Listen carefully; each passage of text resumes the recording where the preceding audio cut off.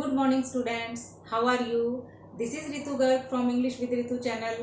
और आज मैं आपके लिए एक न्यू वीडियो लेकर आई हूँ। जब हम इस वर्ल्ड में आते हैं तो हम बहुत से रोल प्ले करते हैं, बहुत सी स्टेजेस में से होकर निकलते हैं। उन्हीं स्टेजेस को, उन्हीं रोल्स को शेक्सपियर ने अपनी एक पोएम में बहुत ही अच्छे तरीके से डिस्क्राइब किया है। उस पोएम का नाम है द 7 एजेस ऑफ मैन। मैं आपके लिए यही पोएम एक्सप्लेन करने आई हूँ, तो मेरी ये वीडियो आपके लिए बहुत ही इंफॉर्मेटिव होने वाली है। मेरी इस वीडियो को लाइक कीजिए, मेरे चैनल को सब्सक्राइब कीजिए और मेरी इस वीडियो को अपने फ्रेंड्स के साथ ज़्यादा से ज़्यादा शेयर कीजिए, जिससे ज़्यादा से ज़्यादा स्टूडेंट्स इससे बेनिफिट ले सकें। तो चलिए वीडियो स्टार्ट करते हैं।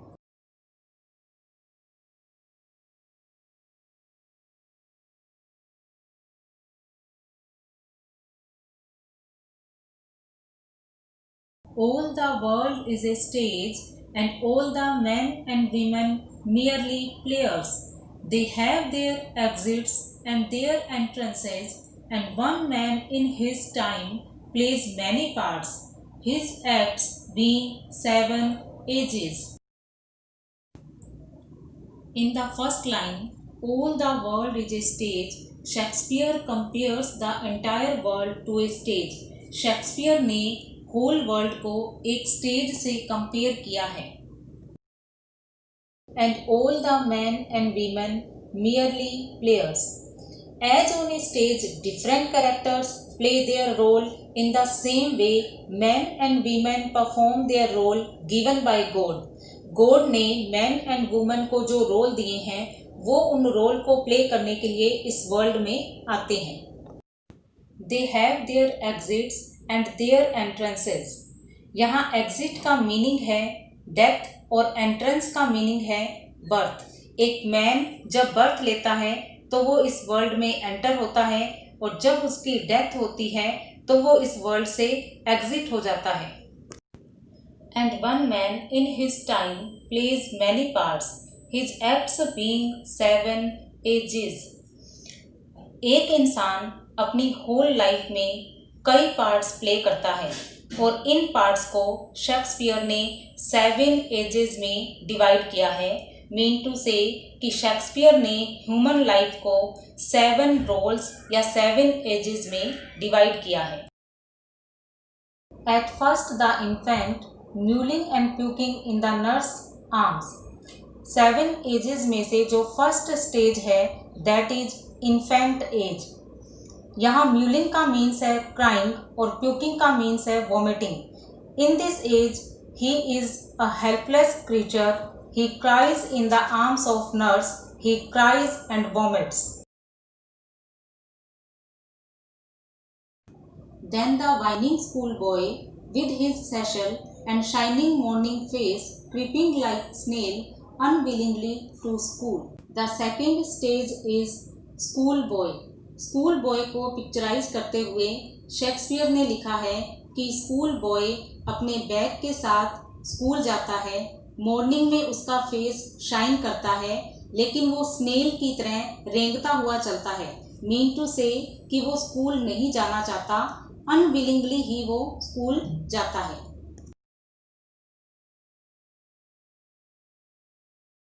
And then the lover sighing like furnace with a woeful ballad made to his mistress eyebrow. The third stage is lover. इस स्टेज में वो एक लवर का रोल प्ले करता है। वो एक he grows into a young man, sighing like furnace. वो फर्नेस की तरह आहें भरता है। फर्नेस मीन्स भट्टी, वो भट्टी की तरह आहें भरता है। With a woeful ballad, woeful ballad means sad song. वो अपनी मिस्ट्रेस की याद में सैड सॉन्ग्स गाता है और अपनी मिस्ट्रेस को याद करता है। He can not control his emotions. वो अपने इमोशंस को कंट्रोल नहीं कर पाता।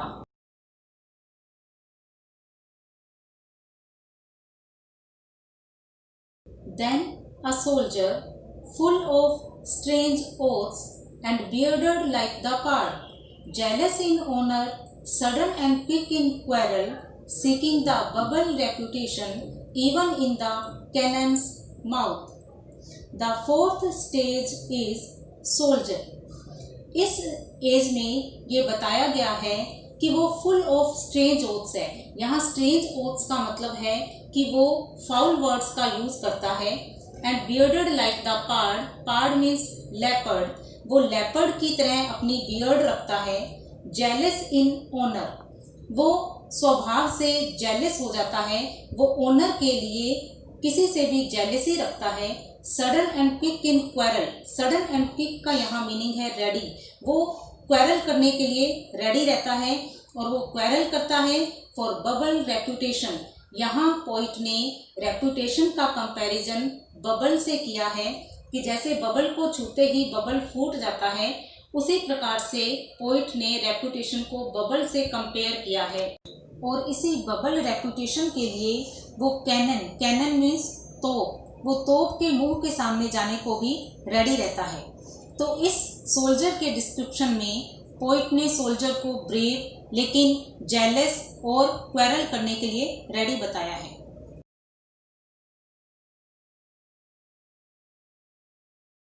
And then the justice in fair round belly with good capon lined, with eyes severe and beard of formal cut, full of white swords and modern instance, and so he plays his part. The fifth stage is justice. इस as तक आते आते उसकी बैली, बैली means पेट, जो कि Capone, Capone यानी कि chicken, chicken खाने के कारण उसकी बैली राउंड हो जाती है। विद आइज सिवियर, इस एज तक पहुँचते पहुँचते बहुत सा एक्सपीरियंस होने के कारण वो सबको बहुत ही गहराई से देखता है, गंभीरता से देखता है। And beard of formal cut, वो फॉर्मल कट की बियर्ड रखता है। Full of wise shows, shows means proverbs, वो अपनी बात को प्रूव करने के लिए प्रोवर्ब्स का यूज करता है। And modern instance, instance means examples, और वो अपनी बात को कहने के लिए बहुत अच्छे और मॉडर्न एग्जाम्पल्स का यूज करता है। And so he plays his part, और इस प्रकार से वो इन 7 स्टेजेस में से अपनी रोल को प्ले करता है। The sixth age shifts into the lean and slippered pantaloon with spectacles on nose and pouch on side, his youthful hose well saved a world too wide, for his shrunk shank and his big manly voice turning again toward childish treble pipes and whistles in his sound. अब वो 6th as की तरफ shift करता है और 6th as है Pantaloons as. इस as तक आते आते वो लीन हो जाता है, लीन यानी कि कमज़ोर हो जाता है, और स्लीपर्स पहनता है। विद स्पेक्टिकल्स ऑन नोज, उसकी आई साइट वीक होने के कारण वो अपनी आईज पर ग्लासेस पहनता है। एंड पाउच ऑन साइड, यहाँ पाउच का मतलब है स्किन का ढीली हो जाना और लटक जाना, उसकी स्किन ढीली होकर लटक जाती है। हिज यूथफुल होज, होज मीन्स स्टॉकिंग्स, वेल सेव्ड, उसने जो अपनी यूथ की स्टॉकिंग्स को बहुत सेव करके रखा था, लेकिन अब उसकी shrunk shank, shrunk shank means shrunk मैंने सिकुड़ जाना, शैंक मीन्स लेग्स, उसकी जो लेग्स हैं वो सिकुड़ने के कारण, श्रंक होने के कारण वो होज उसके पूरी नहीं आती हैं। And his big manly voice, उसकी जो बिग मैनली वॉइस थी, जो यूथ के टाइम उसकी हैवी वॉइस थी, वो भी अब टर्न हो जाती है और वो एक चाइल्डिश वॉइस में टर्न हो जाती है, उसकी साउंड वीक हो जाती है।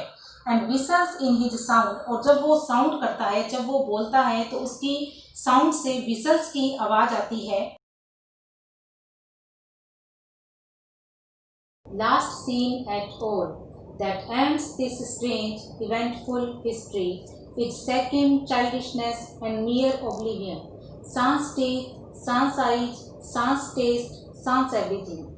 अब ये जो 7th स्टेज है, ये हमारी इस जर्नी की लास्ट स्टेज है, और इस स्टेज तक आते आते हमारी इस इवेंटफुल हिस्ट्री का एंड आ जाता है। और इस 7th स्टेज को शेक्सपियर ने नाम दिया है second childishness. And mere oblivion, मियर oblivion का मतलब है कि यहाँ तक आते आते इंसान भूलने लगता है, उसे कुछ भी याद नहीं रहता। सांस take, sans eyes, sans test and सांस एवरीथिंग, यहाँ सांस मतलब विदाउट, यानी कि इस एज तक विदाउट टीथ, विदाउट टीथ का मतलब है कि इस एज तक आते आते टीथ निकल जाते हैं, विदाउट आइज हो जाता है, यानी कि उसे आंखों से दिखाई नहीं देता।